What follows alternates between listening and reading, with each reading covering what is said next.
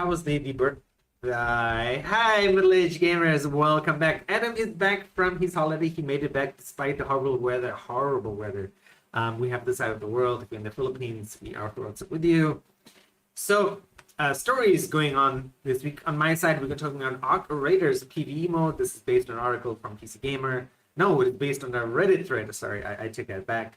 That I would be like, yes, I totally agree with this. We need a PvE mode because the game looks super fun. But we'll talk more about that later. I'm talking about Tavern Keeper, which is taking the simulation genre by storm. And lastly, I'm talking about the live sim genre failure. This was the PC Game article I'm talking about. Adam's here as well, which is perfect because he's a much bigger fan of it than I am. He also played 𝙂𝙢𝙢𝙢 this year. Maybe he can sort of fill us in or remind us then, again, if you haven't gone to watch those episodes or watched his original 𝙂𝙢𝙢 video. On Adam's side, we're talking about the state of play that is happening today or tomorrow, depending on the time zone you're in. Sony's potential cross-buy feature or confirmed cross-buy feature, and a targeted pricing strategy. Lastly, Adam's going to run us up with the Square Enix mass layoffs on the western side of the world. Square Enix Japan apparently is all good to go. And Square Enix is like a lot of Asian companies want to be generative AI forward. So they're talking about 70% of generative AI happening with quality assurance. And lastly, Adam's going to talk about gaming worlds he misses and what games would he create with the Nemesis system. Apparently, it's going to be a really interesting take, so stay tuned for that at the end. But Adam, tell us about State of Play happening today. Yeah, so we got State of Play going on, and it's happening on November 11th. So it's November 11th here in Taiwan, but actually it's going to be happening November 11th, I believe, 5 p.m. Eastern, which is 6 a.m. tomorrow. So it's basically tomorrow for everybody, unless it's like currently 1 a.m. where you are. Yeah, so it's going to be a State of Play. It is going to be a Japan-focused State of Play, which is kind of interesting. It's going to be focusing on games from Japan and across Asia. If you want to watch it, don't worry. It is going to be in Japanese, but they are going to have some English subtitles if you're watching on YouTube. So check that out. They're going to be going over various games, and it looks like possibly some DLCs that we can look forward to. So that's very exciting. But actually, Sony is doing quite a bit more. It's not just the State of Play, because we don't have too much information on that, but be assured that is probably what I'm going to be talking about next week. But they do have other things going on. So recently, some people have found that certain things, certain games, certain Sony games, have been showing up with this cross-buy tag. Now, Sony's done cross-buy in the past, especially between the PS3 and the PS Vita, where you could buy, certain games actually had Vita versions of them, and you could buy them on PS3 and play them on PS3, and you could play them on Vita. They would have cross-buy and cross-save. We also know that there were certain games that were also available between the Vita and the PS4. And of course, there were games that were available on PS4 that you could upgrade to the PS5 version if you had it. So, cross-buy is not a new thing, but they kind of stopped that around the time... I guess it was Horizon. Was it Horizon Forbidden West, or maybe the Ghost of Tsushima, Iki Island time, somewhere around when those games came out. I don't remember which one. But then they were saying, okay, if you want to upgrade, it's not free anymore. Now you're gonna have to pay for it. So then they started separating the PS4 versions and the PS versions and got rid of cross-buy. But it does seem that this cross-buy, because it will say PS5.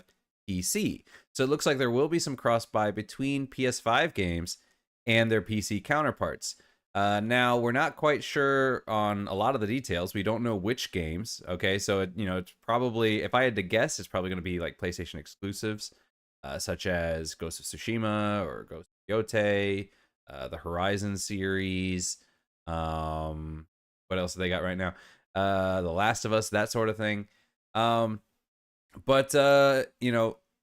Is that but what platform is that going to be on? Are they going to be releasing their own platform, or is this going to be like if you buy it on PlayStation, if you link that with your Steam account, does it show up on Steam? Are they doing this with Steam? How are they going to distribute these games? Not quite sure what's going on there. But yeah, and also we're not quite sure if it's going to only be first-party games or if it would include what they call their second-party games, like Stellar Blade. No clue there. Yeah, so possibly we could be looking at where you could be buying your PlayStation games on PlayStation, playing them on release, and then when they come to PC, you can play them again on PC with mods and whatnot. That would be really, really cool. I enjoy playing my games on PlayStation. I would enjoy playing them with mods. I don't really care enough to wait for those though, so I do play them on PlayStation when they come out there first. For example, playing Ghost of 𝙎𝙪 right now.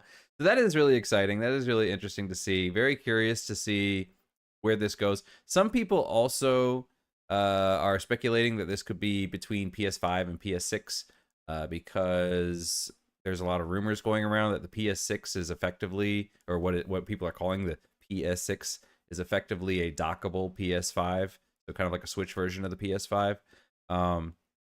And it's not that it's going to be all that much more powerful than the PS5. It's just going to be maybe a little bit more powerful, using generative AI and whatnot. But primarily just that docking feature. So maybe between those, who knows? We're gonna have to wait and see.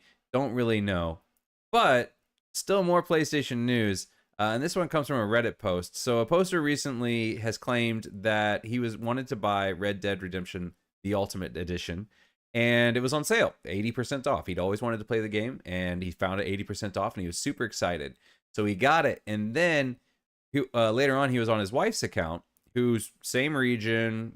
They both live in the same country, obviously. So same region, everything. But on her account, it was on sale for 85% off. So this has rumors going around saying that PlayStation may be experimenting with targeted pricing.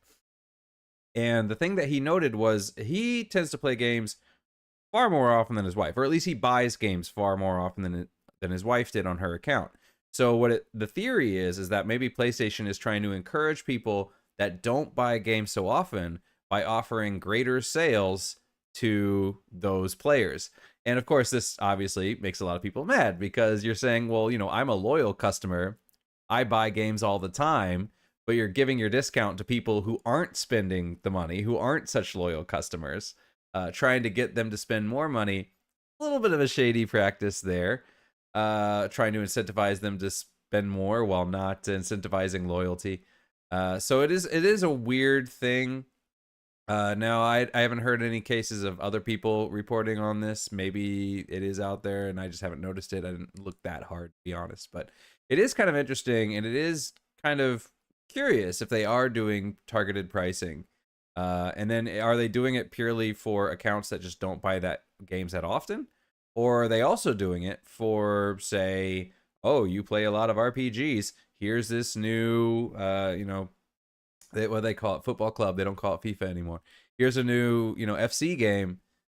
Here's a bigger discount on that because you don't usually buy these games. So maybe they're offering bigger discounts on to get you to experiment with new kinds of games. Who knows? I don't know. But it is kind of interesting. So yeah, quite a bit of things going on with PlayStation this last week. Very cool. Like, a lot of that sounds really interesting. The targeted pricing, that reminds me of towards the end of, I wouldn't say towards the end, but like my last year of Marvel Snap, where it's like deals for you, like stuff like that. Like, and I don't think Marvel Snap is the only game that did that. But I know that is the time I noticed it, like, hey, I've got this pack. And the game was like, oh, okay, you like to play a certain kind of deck. Oh, here's a card which has new art and stuff. And it was like, oh, so this month you didn't make an extra purchase of Marvel Snap Gold. Here's a good deal. Like, hey, you should consider this. Not in all those words, but I mean, this was the meaning behind the adverts that I would see when I would log into Marvel Snap. So I mean, targeted pricing makes a lot of sense. I think Steam has started to do that. I like, targeted pricing would be the wrong word for Steam, but rather like, hey, you buy a lot of games. Here, your wish list is 239 games. Oh, did you know this game was on sale and this game was on sale? Did you know this game? Like, I would remember going back a few years on Steam, I would get a sale email like once every few months. And these days, I get a sale email at least once or twice a week. Like, hey, I mean, my wish list is expanded more, but like 2 emails a week times 52, that's 100 emails. Like, is everything on my wish list on sale all the time? That was weird. But yeah, no, I think it's interesting and smart, but kind of a little creepy at the same time. Yeah, no, the PlayStation does that the same thing with the Steam. I get the Steam notifications on my phone because I have the Steam app on my phone. I have the PlayStation app on my phone, and they both do the same thing where they say an item on your wish list is now on sale. But this is a little bit different because this is saying like, okay, you buy 5 games a year, or you buy say 5 games a year. This other guy over here, he buys 10 games a year. Well, since you buy 5 games a year, we're going to give you an extra 5% off to try to encourage you to buy 6 games this year. But because he already buys 10, we're not going to give him that extra discount.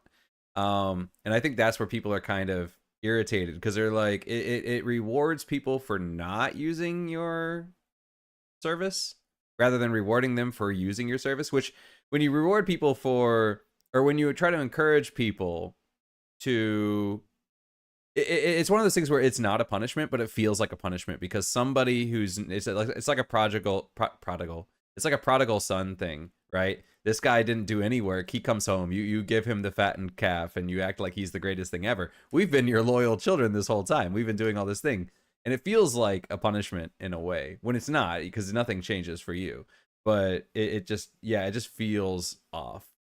Because, it feels like they're being rewarded for not being there. I don't know. No, I get it. Like, yeah, it's a weird situation. That is definitely a weird situation. Right? And I think that's where people are kind of like, well, that's not fair. Like if I'm somebody who's spent, if I bought 10 games this year, then I don't get I don't get like any bonuses for that. Like, hey, thanks for doing this. Here's an extra bonus because we like you. No, but then we don't get anything. But the people who are like, I don't really feel like it. No, please spend more money. Yeah. Speaking of bonuses, one thing I think a lot of people might have missed is if you are using Epic Game Store and you have bought games on Epic, your rewards, your cashback rewards, and in some cases that can be up to, however much you spent on Epic this year, it could be up to 50, 100 US dollars. They expire at the end of this year. So you need to use them before the end of December 2025. Otherwise, all that cashback you got is gone forever. So definitely use it. I've ended up buying Power Washer Simulator 2 as the game I will play after I play Slime Rancher 2 on my cozy sort of game thing. But yeah, that's definitely something to keep in mind. We're going to move on to talk about Arc Raiders because that has been all over the YouTube sphere, the Instagram sphere, the TikTok sphere, and pretty much anywhere that gaming content is there, you will see Arc Raiders content. And with good reason, right? It is fantastic. It looks fun. It supposedly runs well. It's a good looking game. So the thing I want to talk about today is I'm going to make a case. And again, this all credit goes to the guy who originally posted this on Reddit. And I will share the link with you now. I'll tell you his name because so this goes to Disastrous Mud 8040. He posted this about a week ago on Reddit. Read the full thread. I'll make sure I'll link this down in the video. And like a lot of people made the comments, like a lot of people like, oh my god, PvE, you want to destroy this game. But like, hey, read the whole thing because he makes a good argument for why there's PvE. And I will sort of talk about his points and add some stuff that I think as well.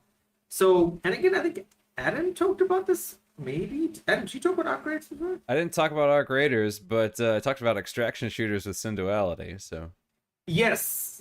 So, I feel like, I don't know who talked about this, but yeah. So Arc Raiders originally was, I think it might have been an RI Fire, right? Where like it was going to be PvE, and then they shifted to PvP. I think this was a PC Gamer article as well. And a lot of people are excited, right? Because again, going back to Warframe started off PvE. It did really, really well. Warframe's more than 10 years later.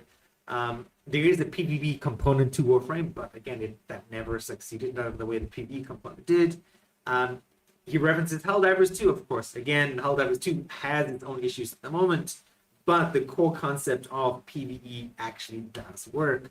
And there's so much PvP stuff, not even to mention like the MMOs here. So yeah, I think like a PvE mode, like the PvE component exists within Arc Raiders. Why not just take out the PvP stuff and let someone go in there and do the extraction stuff? And people also point out to the Escape from Duckov or Dukov, however you want to pronounce it, right? Like, there is that demand for, hey, I don't want to be killed by people. And so can you just let me play this with my friends and have fun? Enshrouded has come out this week with its, PvE sort of take on survival games. PvE has a good demand, so I don't see a reason why we don't need it. But the guy makes a point that like some people, and I would assume a lot of older gamers are like, yes, this is exciting, I'm gonna follow this game, and then they switch to PvP, and then like, oh yeah, god damn it, Freddy. And then there's the barrier, right? Like, as an older gamer, right, if you're playing an hour a day, right, it's gonna be really hard to compete with people who are playing this 3, 4 hour, 5 hours a day. And I was playing Grounded with my friend Hans, and I'm like, hey dude, so if you had a year off, what would you do? And he's like, I'll be a streamer full time. I'll be playing games 6, 7 hours a day.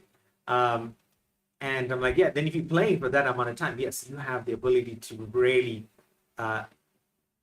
get over that sort of critical bump in the road of ability and skill, so that you can compete in a PvP sphere and not die all the time, right? But again, I talked about this before, when we introduced my older brother, to Dark and Darker, and then he's 10 years older than me, and he was like, okay, you're my brothers, I'll play this with you, but I don't want to play this personally speaking.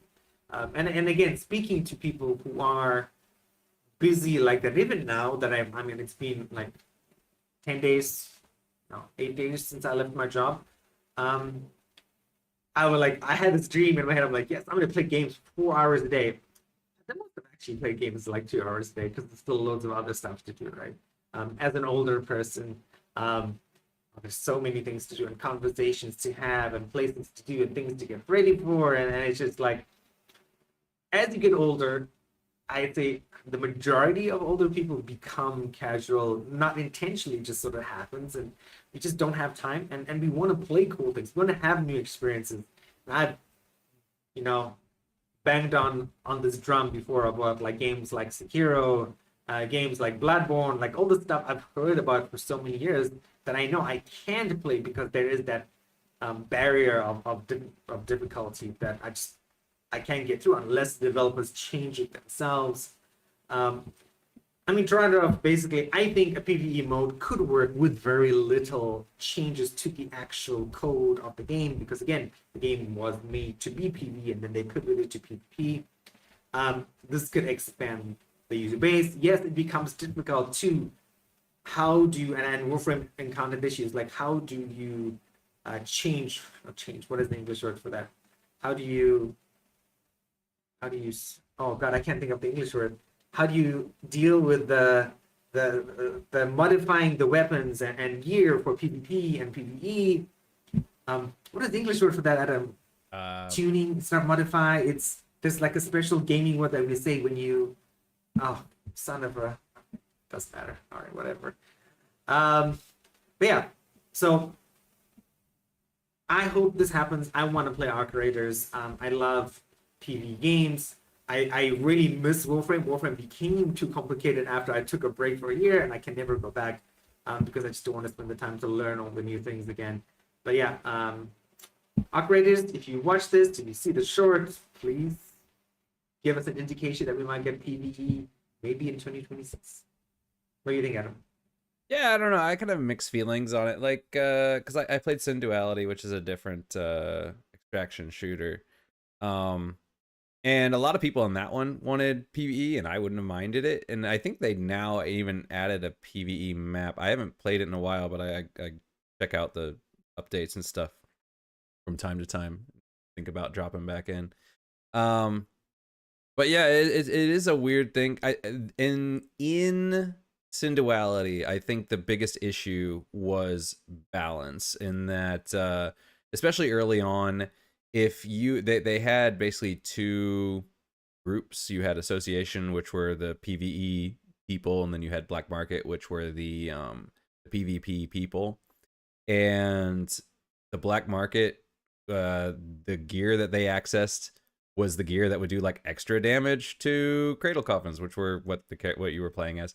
So I mean, if you were playing as PvE, you had all the advantages of playing against other people. If you were playing PvE, you were at a disadvantage, and that just kind of made it that just made you basically a fish in a barrel for people to take you out.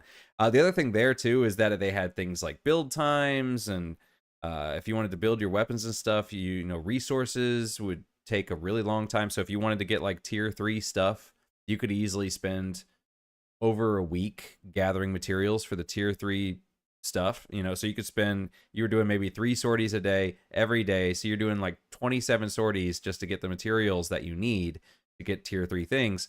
And then if you get killed in 3 sessions, and it's like, okay, well, I'm only using it 1/7 of the time, right?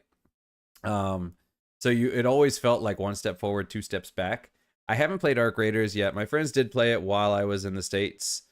So we don't know if we're going to add it to our repertoire or not, because there's 4 of us now, and there's only 3 people per team in Arc Raiders. So we'll see. We might just do pairs. We'll have to wait and see. But yeah, the thing is I don't think too many people mind the PvP so much as they mind that you can be putting in all these resources, building up your armory, whatever, and then you can just lose it like that, and everything's gone.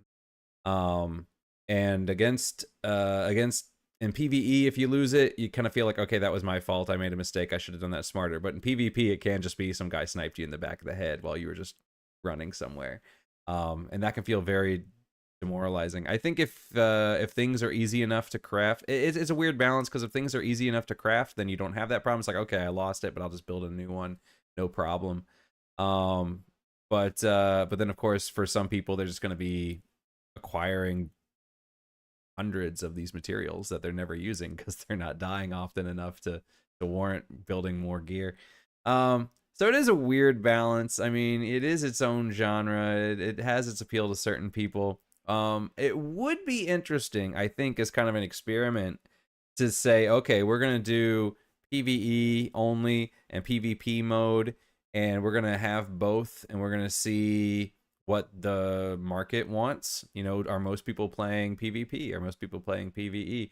I think the best way to balance that, though, would be to say, okay, we have PvE, which resources are more scarce, or especially the high-end resources, and then we have PvP, where it's easier to get resources, but there's higher risk. So then you have this risk-reward thing. So you could say, you know, I want the good stuff. I'm going to go into PvP. I end up dying a lot, losing all my stuff. I'll go back to PvE and build myself up. Because that was the problem with Sin Duality was, you know, people at the top often stayed at the top because they were, you know, they could kill you really easily because they had all the nice gear. And because they had all the nice gear, they were acquiring stuff much, much faster. But if you were at the bottom trying to build up, you know, you were kind of like doing this, and it was really hard to get to that level. So I do think it is a balancing act. I don't think it necessarily has to go pure PvE, but I could see the benefits of a PvE mode to just kind of get people up to a certain level, and then beyond that, you know. So I don't know. I don't know what the solution to this is. I mean, you made a good point as well, like especially with the you know, like losing resources and stuff. And as you were talking, like the word I was trying to say before was balance. Okay. Yes, and I could not think of it for some reason. But you know, like, and then you remind me, like that's what I was trying to say with Warframe. Like I remember, I think it was towards the end of me stopping Warframe. Like they used to have separate balances, like they'd have different versions of PvE and PvP balancing for the different weapons. A weapon would be balanced differently for PvP and for PvE, and that was difficult. And eventually, they just dropped it because there were so few PvP players. Like Warframe had less than 1,000 PvP players. But of course, the PvE component was generally, for like the last 10 years, and varied anywhere from over 10K to like just under 100K players. And then we had the Division 2, right, which still has players, and Ubisoft is still making for that, and they dealt with it like how some MMOs do it, which is they have a specific, the Dark Zone in the Division 2. That's where you go in and you do your PvP stuff, and it goes into what Adam said, we're like, yes, you can go into the Dark Zone, you have a higher chance to get better gear, which I think is that sort of the way to sort of, I love that idea of like, yes, you should not exclude PvE players from good quality gear, but you should give PvP players, yes, it is more difficult, it is more stressful and intense, but if you do go into the dark zone, you have the better chance to get gear in a fast way rather than being a PvE player and have the drop tables or the loot tables be a lot less, or decrease the chance of getting good loot basically in a PvE mode, which could be a way. But yeah. Yeah, when my friends were playing too, I have one friend who's just so aggressive, and he was irritating the other one because Arc Raiders, from what I've heard, is actually a really friendly extraction shooter compared to a lot of other extraction shooters where things are not friendly. Sin Duality, people would stab you left and right. It got to the point where people were very rarely teaming up to do like joint missions, because you can offer like to work together, and then you'll get like a special mission and you get like a big boss and you can get some really good materials. But it got to the point where it was just like I several times would join in these things and then somebody would just shoot me in the back, right? And they're like, oh yeah, because we made this gentleman's agreement to work together, and then they just shoot you in the back immediately. And so most people just stopped even entering those contracts. But yeah, from what I've heard, Arc Raiders is supposed to be pretty friendly in terms, so most people do want to work together because apparently the Arc enemies are pretty difficult. And so having those extra people help you out can be a huge help. But I had a friend and he's like, I'm going to go into it. I'm going to kill everybody I see. And he kept getting them into fights and then they kept dying. And the other friend's like, I can't build anything because we keep dying. So, but yeah. Oh, I mean, that's the personalities and like goals for games are like really important for that sort of stuff. But he's the guy that always drops napalm on us in Fireball and Helldivers. He's just like, oh, there's a bug nest, napalm, and it's like, I'm in here. It's like, well, then get out. I mean, that kind of stuff would make good videos, but it would be very irritating in a limited game time. We're all friends though, so it's fun for us. But it's fun for me. I don't know if my other friend enjoys it. It's I would probably be on the same boat as your other friend. It's like I would defriend that person. I wouldn't defriend him, but I'd be like, yeah, dude, you're awesome. We've been friends since like fourth grade. We're not exactly, but like I don't want to play games with you anymore. Or at least not this kind of game. I've known these guys for 30 years. Give or take. I get it. I get it, but I just, yeah, no. We knew what we were getting into when we played with him. There you go. So if you knew, all good, all good. But yeah, now Adam, fill us in on your second story. Talk about the mass layoffs that you and I both read about and the generative AI. So Square Enix's massive layoffs, they are doing a restructuring. They call it a fundamental restructuring. They say a fundamental restructuring of the overseas publishing organization is being implemented with the aim to further strengthening global publishing capabilities and improving general operational efficiency.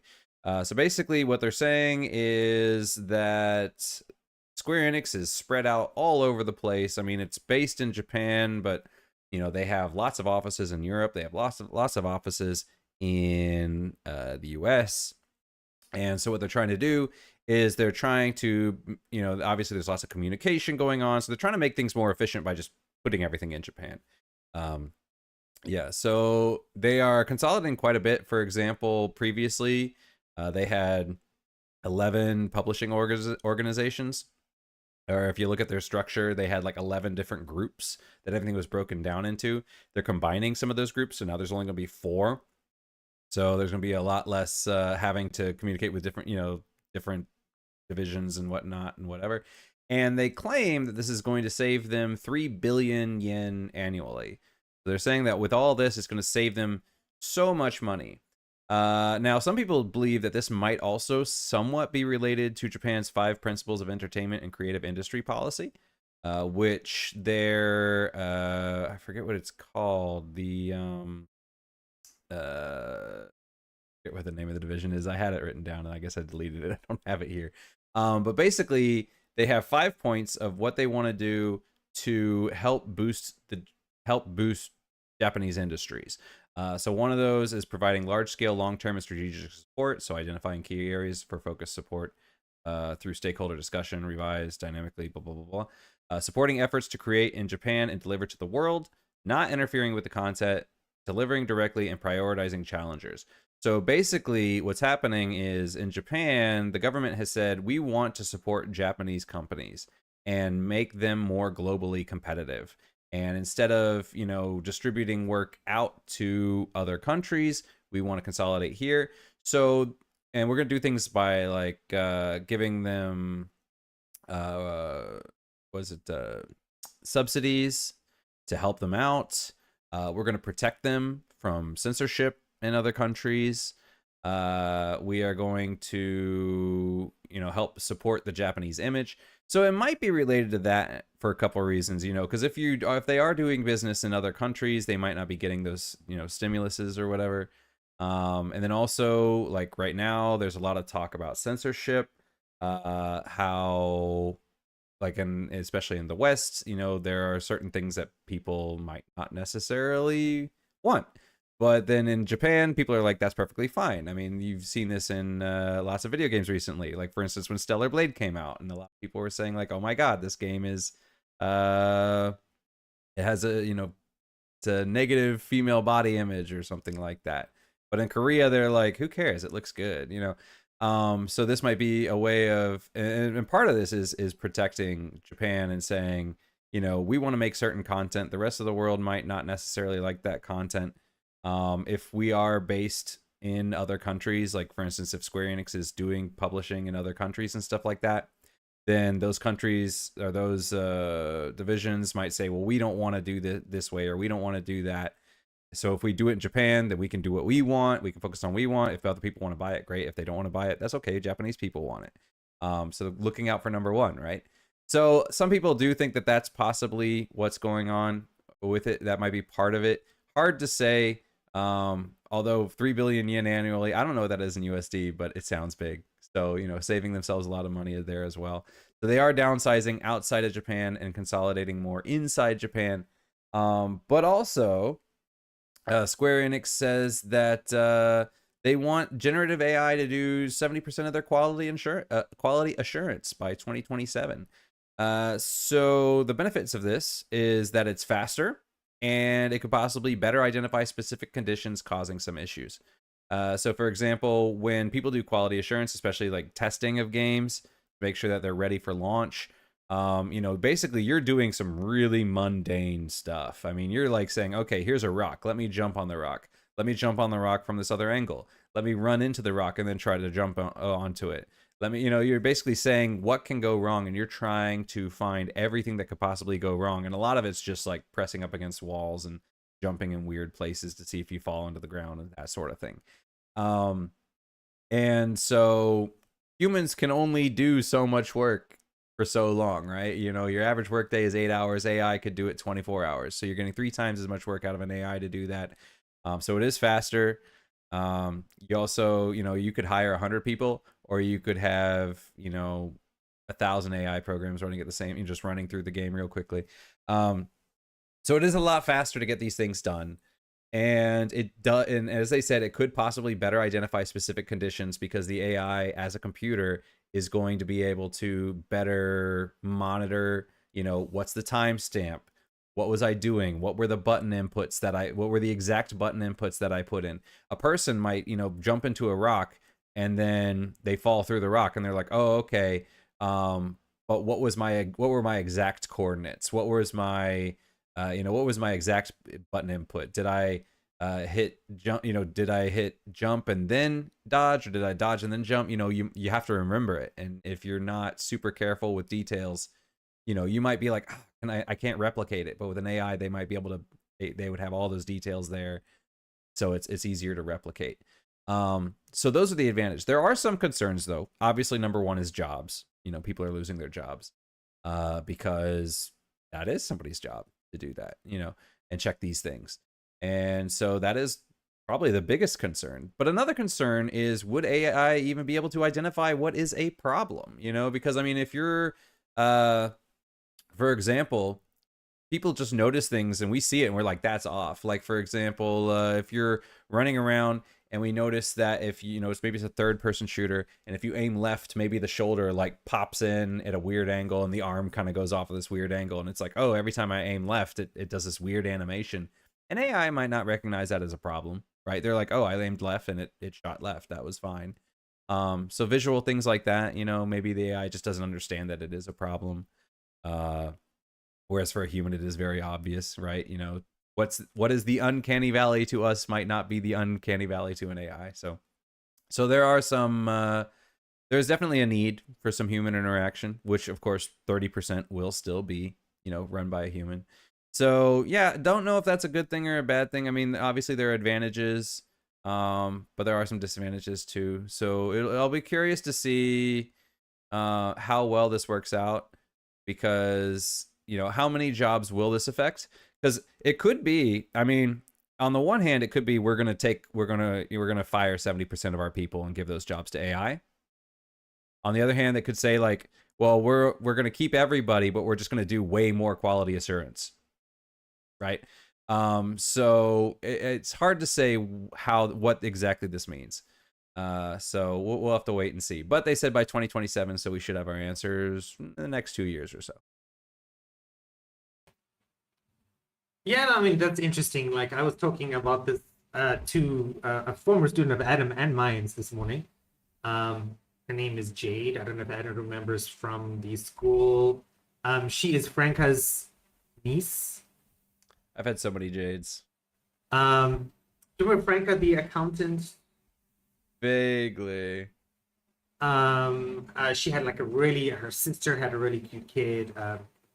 Her niece and nephew were at the school with Rachel, the school you and I worked at before. But anyway, she was published a paper with a whole bunch of other people. Taiwanese University and American University. They're talking about ChatGPT in diagnosing dietary issues with people, which is pretty impressive. And I was talking to this, like, oh, we're talking about AI and the roles. I'm like, she was like, yeah, AI has changed university in Taiwan so much. And I was like, yeah. Going back to Adam's point of like, AI was used by everybody I worked with, 100%. It was not talked about in the company, but it was definitely assumed that you are using AI to do more work. And literally, in my old job, I could not have done everything I did on my own in such a timeline. So yeah, no, I totally agree that like, I think some companies can be like, yes, you're using AI, so we expect 150% extra productivity from you. And some companies are going to replace people. I mean, like, there was an article in the Wall Street Journal the other day where it's like, America has had 1.1 million layoffs this year in the US. And a lot of it is from companies like Amazon, from Microsoft. And people are like, yeah, no, we're not replacing from AI. And then they're not rehiring for those roles. They're not saying. And then some companies have come out and said, yes, you know, we are going to use AI to replace this role because it's more efficient, or, you know, we're already an AI company in the case of like Microsoft, and they have their own models and stuff. I mean, it makes sense. Like there isn't anything you couldn't not train AI for. Like even QA, there's QA data going back years and years in lots of companies in gaming, and all you need to do is feed it into LLM, have the LLM train on QA data. Yeah.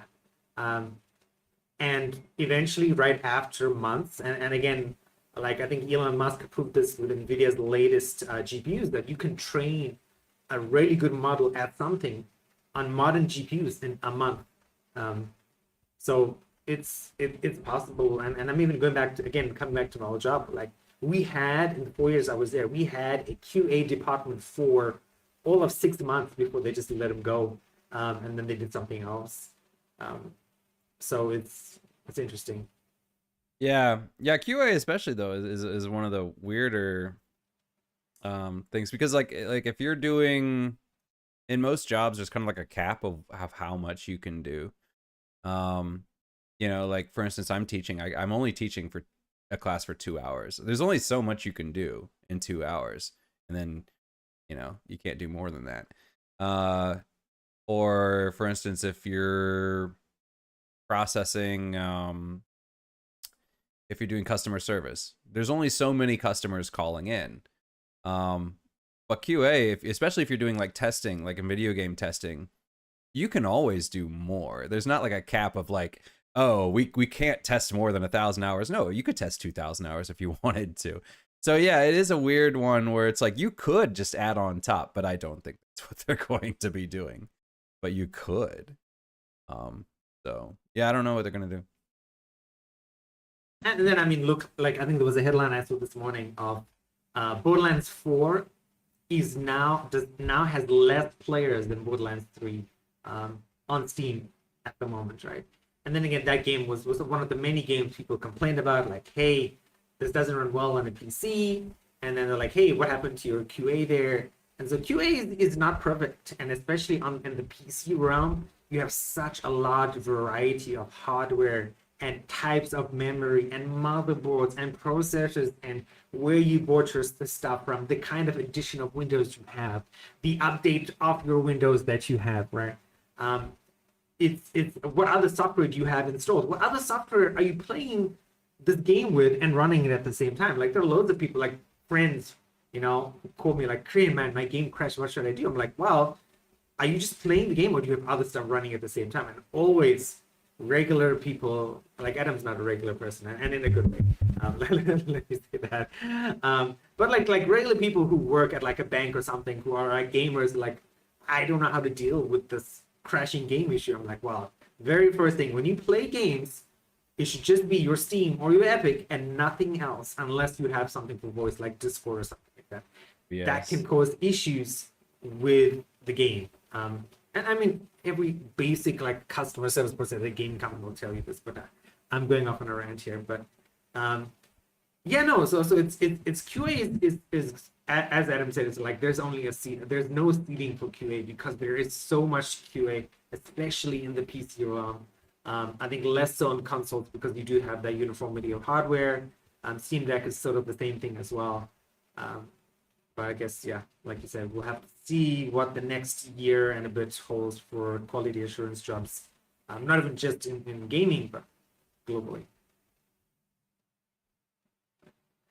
All right, I'm going to talk about Tavern Keeper. And Tavern Keeper was a game I initially was like, this doesn't look that good. I didn't like the graphics, but I'm like, after looking at it a bit better, I'm like, oh, this looks pretty good. So after 7 years in development, Tavern Keeper is finally open for business, and it's already winning hearts on Steam. It's currently 20% off, roughly about 1,500 reviews. It is in early access, and I know I said I'm not going to talk about early access games, but you could still add this to your wishlist, which is exactly what I did when it came to Steam.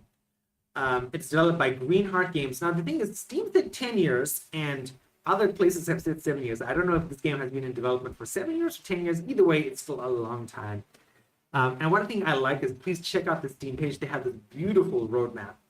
When you click read more on Steam, and they will tell you like, hey, these are all the things that are happening with this game. And it's got, and it literally lists stuff out right up until Q2 2026. There's a bunch of TBA stuff as well. 1.0 release is TBA. So they have a lot of plans, and it's actually very, very impressive.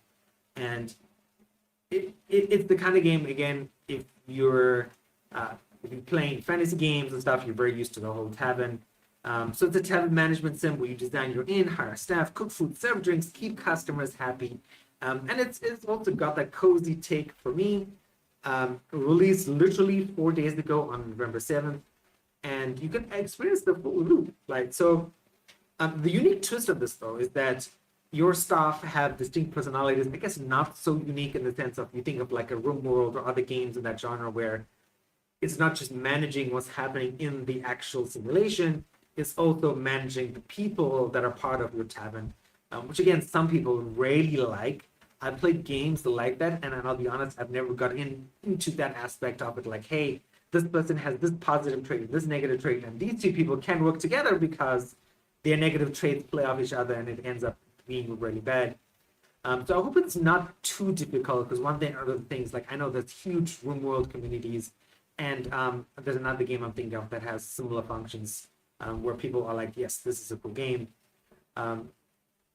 But if it's just very surface, I'm be down with it. But it's still like a really cool game that has paid off 7 years of hard work, which is still something to be celebrated. And beyond the distinct personalities, right?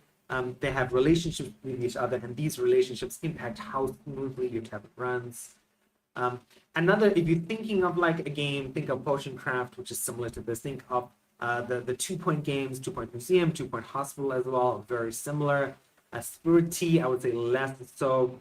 And what's coming for the rest of the year, again, but I think you should look at yourself, is more levels, right? So more levels, like running a tavern in a swamp area, running a tavern in an arid desert area. There is more things. So next year, there's going to be different colors for things, again, all aesthetic stuff. A new level called 𝙃𝙬𝙧𝙩. It's beneath the mountains. Think of like Lord of the Rings dwarves. There's going to be a shop, right, where you can actually sell stuff in your tavern, which is going to be cool. So the game will looks really cool. It'll be something to add to your cozy repertoire, even your RPG-ish repertoire, right, to be a tavern manager. But it'll be something like if you played like a Dungeon Keeper, that sort of stuff, something to add to your wish list and watch and decide at some point. Again, if you're one of those people like, oh my god, I really need to play this kind of game, you could just pick it up right now. It is currently, I did say it's 20% off. I don't think I said the price. So it is roughly less than $15 at the moment. So pretty affordable. Yeah, it looks interesting. It kind of reminds me of like a 3-point Hospital kind of deal, but it's a tavern. All right, let's jump into today's last story because I did want to get Adam's opinion on this. So this was a PC Gamer article that I thought was really interesting, and I thought it was very true. Basically, it says 2024 was supposed to be the year The Sims finally had real competition, but the entire live sim revolution seems to have vanished. And again, go back, check out Adam's previous video. I'm going to make sure to link that in the show notes. He talked about 𝙂𝙧𝙢. He's talked about 𝙂𝙧𝙢 in the past when the game came out and he played it, and his reception of it. He can remind you guys in a few minutes after I give my little spiel about this. So the hype was like live by you again. I was super excited. Adam was super excited, and it didn't come out right. Again, it's really hard to get these games done, so I don't blame the game companies at all. Paralives early access is coming this year. 𝙂𝙧𝙢 is still out, but again has not taken off as much as I expected it to take off. Maybe Adam expected it as well. Project 𝙎𝙪 is another thing as well. The Sims, like going back to Project 𝙎𝙪, right? Like, hey, EA was like, oh, The Sims 4 is doing well. Why would we change everything? So I mean, and then again, it's just building a live sim genre with a modern engine, with coming back to the point about PC hardware and all the varieties there, making things look good, making things for a PlayStation, making things for an Xbox, having that AI component in your game. It is super difficult. And I mean, it makes sense why companies have given up on it, because I mean, there are a lot more profitable genres like Arc Raiders, right? PvE, PvP, sold 3 million copies already. Going back to Dispatch, right? A story game with 3 to 4 hours episodes, sold 1 million copies already. I mean, there are games that are very profitable. And how do you make a game like The Sims without doing the whole, hey, here's the expansion for $20, here's the expansion for $20, and here's the expansion for $20, and keep that going for a decade or longer, right? So I personally think Paralives will exist. I think 𝙂𝙧𝙢 will exist. I don't foresee them gathering a crowd unless, and again, I'm not saying this as Eden and I being wannabe influencers, like, unless you get creators on board who are going to be playing your game weekly and putting out content for a game weekly as being one aspect of it. Doing the marketing that 𝙂𝙧𝙢 had before it was released, right? Having regular updates of new substantial content for a game like that. Like you've got to, the gaming sphere, like the restaurants here in Taiwan, right? Like there's so many food restaurants and convenience stores in Taiwan. If you're not on social media all the time, someone's going to forget that you are the 10th hot dog seller in Kaohsiung, Taiwan. And why should they care about you when number 5 is always on social media promoting their restaurant, right? Like, so I think the genre is dead. Oh, no, not dead. I'd say the genre is not going to be as successful as it has been in the past unless drastic changes happen, but I'm Super curious what Adam thinks. Yeah, it's gonna be a hard one to crack into because yeah, I think there was just something magical about The Sims, especially like the first one. You know, it was just this really unique thing. It was super fun, and the second one was third one, a lot of people love it. I haven't really played too much of the third one, but the third one was really where they started nickel and diming. Because the second one, it was like, okay, we'll come out with an expansion every 6 months or 8. They were pretty far apart, and I always was super happy to go to the local game shop or whatever, pick up the new expansion. I still have all the old discs behind me for Sims 2. But yeah, it was just like you buy this one thing and then but they just so much content for it. It was so totally worth it. Whereas now it's like nickel and diming, where it's like, you know, it might be cheaper for each little individual content, but we're going to release 100 of them, and you know, you're just paying like a little bit for each one. And I don't know. I think for me it was just better. Like, give me just one big bulk thing that I can buy at a time.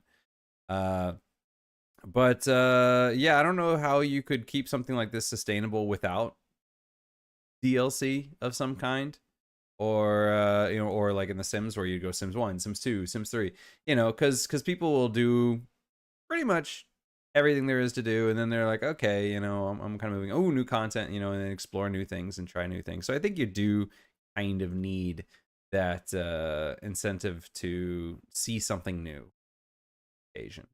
But yeah, the nickel and diming that EA has been doing is not a good way to do it. But I also think that it's one of those things where, like, Sims.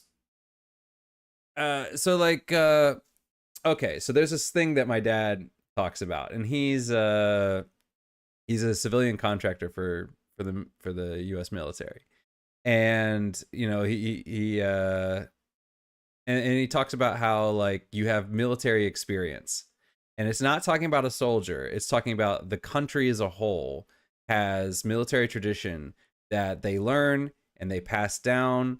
And then, you know, so even if you have a modern military, if your country as a whole doesn't have that experience, then it can make things very difficult. For example, to make it something, you know, local, the US and a lot of these countries have experience with beach landings because of Normandy. And most people alive today, especially people in the military, are not people that experienced it. But the people that did experience it passed down that knowledge to the people that came after them, and they passed down that knowledge. It's like a generational knowledge. And so one of the things, like with Taiwan, you know, if China wanted to do a beach landing, they've never done that before. So even if they have the modern military, they don't have necessarily the know-how on how to do that kind of operation. And that could put them at a disadvantage. And I think this applies to kind of the Sims as well, because EA has experience with the Sims. They've been doing it for so long. They know what works. They know how to do it. And then you have new people coming in and they're saying like, okay, I'm going to go do this. But without that kind of generational knowledge, it's a lot more difficult to get it off the ground and get it functioning in a state that can compete. And I think that was kind of the problem with 𝙂𝙧𝙦, is that they had this great idea. They had all these things that they wanted to do, but they didn't necessarily have that generational knowledge of what made Sims have that personality to it. And so because of it, it did feel kind of like, it's pretty, but it's kind of, it feels kind of hollow in a way. You know, there's not that magical touch to it in the same way. And I think that's really difficult to do. Somebody I think will crack it someday, but I don't know when. And I don't know who. And I don't know if they'll be able to do it before Sims gets their act together. That's my hope, is that they get their act together. But we'll have to wait and see. I don't know, with this new buyout of EA, maybe they'll sell off Sims and Maxis will buy themselves out again, kind of like what Bungie did. And then they'll, yeah, that would be my personal dream, is that Maxis could do that. But then without the financial backing of EA, would they be able to do it? You know, because this is a huge thing. You know, like it's going to take a ton of investment to get something to that size. So yeah, I don't know. I do not know. I mean, do you think like thinking back to me, I was like, as you were talking, I'm like, yes, I think one way that could work, and I would be down with it. And but then again, as an older gamer who has resources, I would pay monthly for a subscription to like a Sims like or an Inzo like or a Paralives like, if I'm getting that constant contact and if that's providing that constant revenue to the company. I'm like, hey, paying you money every month. I expect A, B, C, D from you, and you're going to be supporting this game for as 5, 10 years, right? Like a WoW sort of service almost. Yeah, I'm like, I don't really like that idea, but I play a subscription for Final Fantasy 14, so I don't have much room to speak. But yeah, I think that could work if you're just like, okay, you pay a subscription. Um, yeah, I don't know, because I mean that's the MMO model, and it makes a lot of sense. But at the same time, I feel kind of like, oh, you stop paying your subscription, you can't play the game anymore. Oh, because with an MMO, you're paying for server.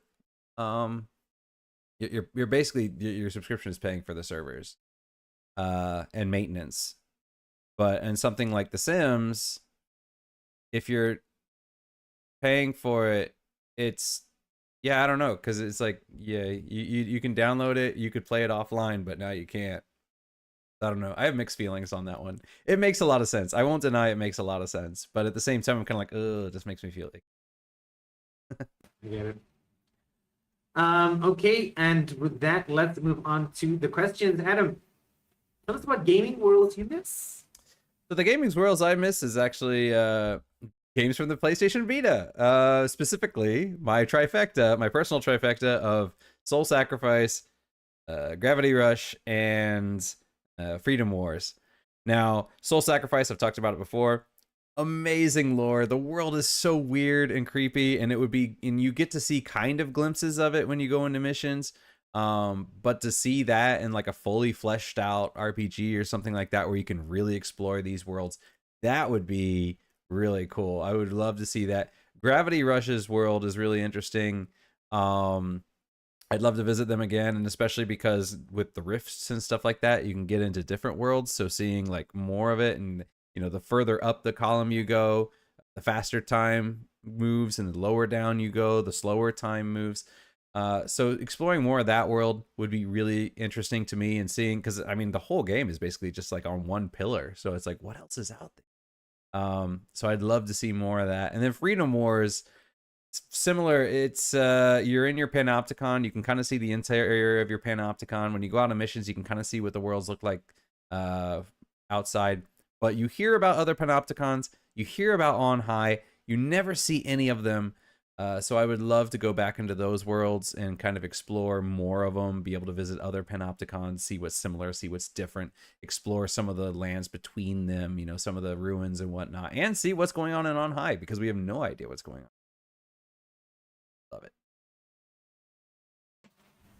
All right, thank you for that as always, sir. And last question: what game or games would you create with the Nemesis system?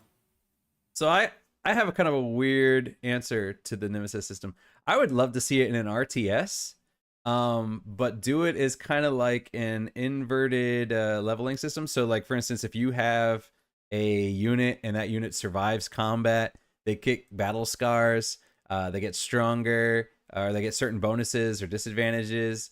Like maybe they get a little bit faster, or they get certain things. But make it like an ingrained Nemesis system where, like, if I have a unit in say I have a unit and you have a unit and your unit damages mine or whatever, we break apart, my unit survives, it remembers the unit that hurt it before, and then it actually gets some sort of like revenge bonus or something when it comes back and it faces that exact same unit. It would be so complicated, but I think that'd be really kind of interesting, where you're going on with this huge army, you're negotiating everything from the top, but your little dudes actually have rivalries with little dudes on their sides, and they can recognize each other like, oh, we fought before. I think that would be a really interesting way to implement it. I love that you went this route. Like, I've been thinking about RTSs for so long, because RTSs was the second genre after I got playing Civ games. I'm like, oh my god, I love this genre of gaming, but I've not played an RTS in over a decade, I would say, almost. So you know that would be cool. I would be totally down Yeah. for I don't know if it would actually work because it's like, okay, now I have so many units and they all have their own stats and it's like they're all Marines, you know, they're all Terran Space Marines, but each one is slightly different because this one's a little bit faster and this one is a little bit buffer. And then this one's a little, you know, when he sees that other one, then he gets this bonus um and then it might just feel like, why is your army suddenly way stronger? You know, so like yeah, I don't know if it would feel like some weird rubber banding where if I'm playing really well and then you come up against me and you're like, I'm gonna get you this time, and you know, I'm getting little bonuses and stuff. I don't know if it would work, but it would be a fun experiment. that. Exactly, totally fine. Adam, since you are now back, and I would assume you'll be streaming again. I streamed yesterday. I plan to stream Okay. tomorrow, assuming my house isn't blown over. What have you been streaming? You Ghost of 𝙎𝙪, and I'm Oh, nice. pretty close to the end. I've defeated everybody except Lord Saito. Yeah. So I've defeated everybody except for the final boss. So, oh, and actually, yeah, yesterday I got to a part where it was like, if you enter here, you can't leave until you've beaten the game. So I am at the final boss. Nice. Really enjoying it.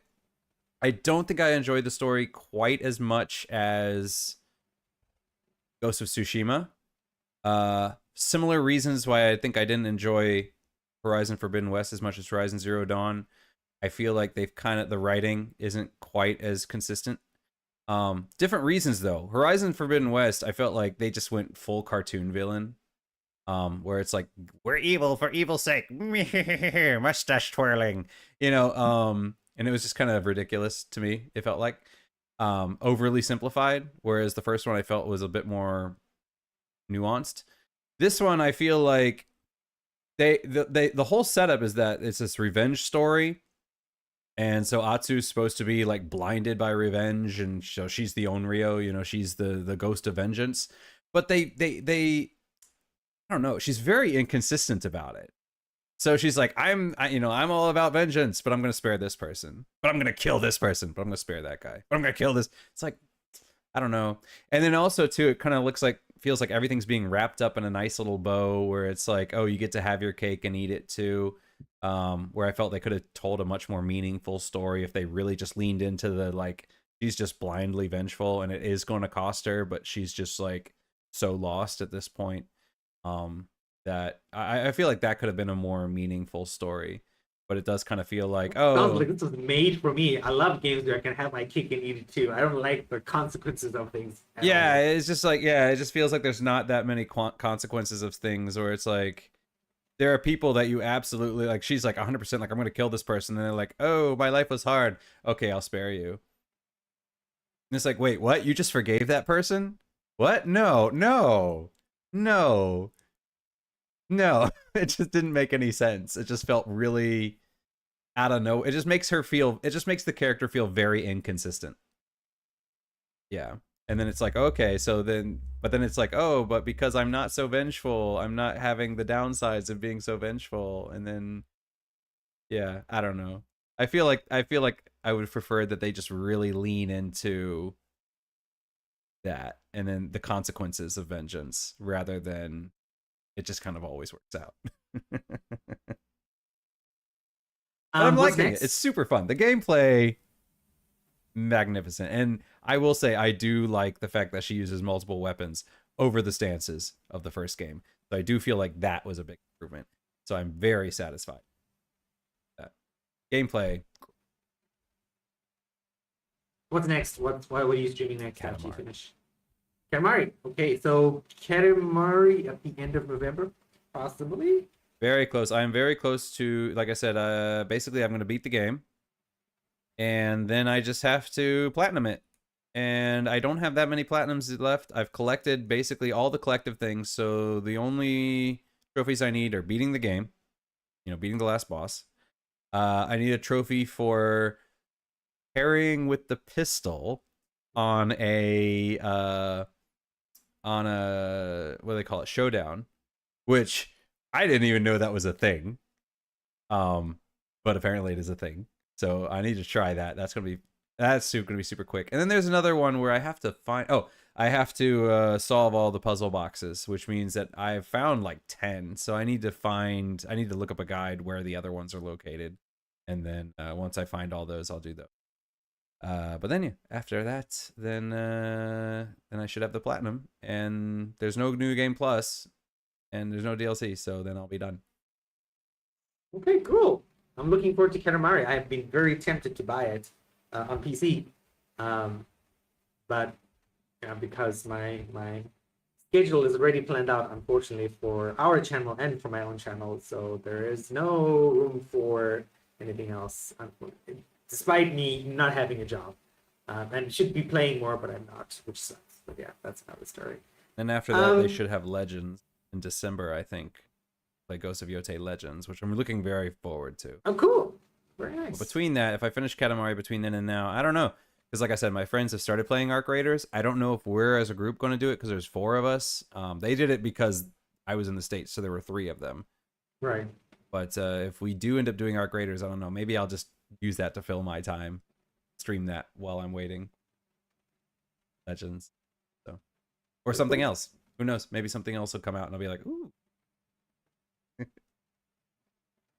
All right, that is it for today. I hope you guys are glad we're back, because I'm glad we're back. It always feels weird when we do not do the live show on Tuesdays or Monday evenings, Eastern Standard Time. Thanks as always for the support. Keep checking us out on Instagram, on YouTube. Leave your comments. We love to read them. Adam has been super helpful with all the replies he's been doing, so please keep that in mind. It's not my very stupid one-liners that I usually do, so a lot of the replies recently will be from Adam. We're looking to engage with him there. And yep, stay tuned for next week. If there are any stories we didn't cover that you want us to talk about next week, please email us at middleagegaming2020@gmail.com. And thanks for tuning in today, and we'll see you guys next week.